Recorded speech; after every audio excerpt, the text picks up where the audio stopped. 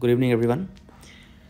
এই ভিডিওটো ITI electrician candidate সকলৰ বাবে যিসকলে বৰ্তমান অল ইণ্ডিয়াৰ বাবে এডমিট কাৰ্ড পাইছে আৰু তেওঁলোকে জানে যে তেওঁলোকক ইলেক্ট্ৰিকেল ৱৰ্কমেন পাৰমিটৰ দৰকাৰ হ'ব আৰু এডভাৰটাইজমেণ্টতো লিখা হৈছিল যে ইলেক্ট্ৰিকেল ৱৰ্কমেন পাৰমিটৰ পাৰ্ট 1 আৰু পাৰ্ট 2 টো দৰকাৰী। এখন হৈছে ৱৰ্কমেন পাৰমিট লিখা আছে সব আৰু এইখন হৈছে সুপাৰভাইজাৰ সাৰ্টিফিকেট। এইখন বাৰু বৰ্তমান দৰকাৰ নাই,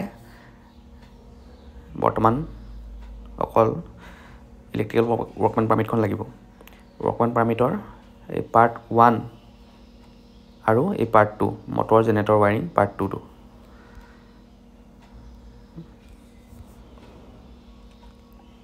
এইটো হৈছে পাৰ্ট 1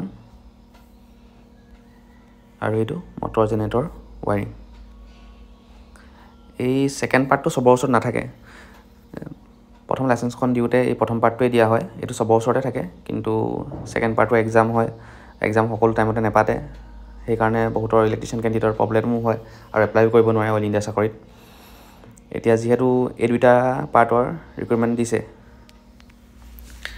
তো কাৰবাৰ যদি কোনোবা এটা পাৰ্ট আছে তেওঁলোকৰ কেনসেল হোৱা চান্স নহয়, কেনসেল হ'বই তেওঁলোকৰ। দুইটা পাৰ্টে লাগিব, যিকোনো এটা পাৰ্ট হ'লেও নহ'ব। পাৰ্ট 1 আৰু পাৰ্ট 2 দুইটাই লাগিব আৰু যদি কাৰোবাৰ নাই তেন্তে তেওঁলোকে চাকৰি পায়ও চাকৰি হেৰুৱাব লাগিব।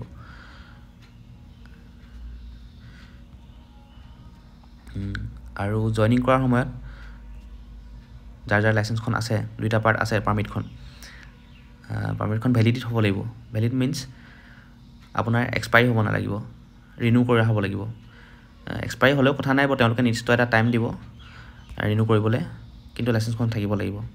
ইয়াত চাওক আপোনাৰ লাইসেন্সখন ভ্যালিড আছে 27 চনলৈকে ভ্যালিড আছে, 29/1/27 চনলৈকে ভ্যালিড আছে। তেনেকৈ কিন্তু লাইসেন্সখন লাগিবই। এপ্লাই কৰালৈকে যদি লাইসেন্সখন আছিলে তেতিয়াহ'লে চাকৰিটো পাব। যদি কোনোবাই ইনে এপ্লাই কৰিছে কিন্তু তেওঁলোক ৰিজেক্ট হ'ব। Thank U.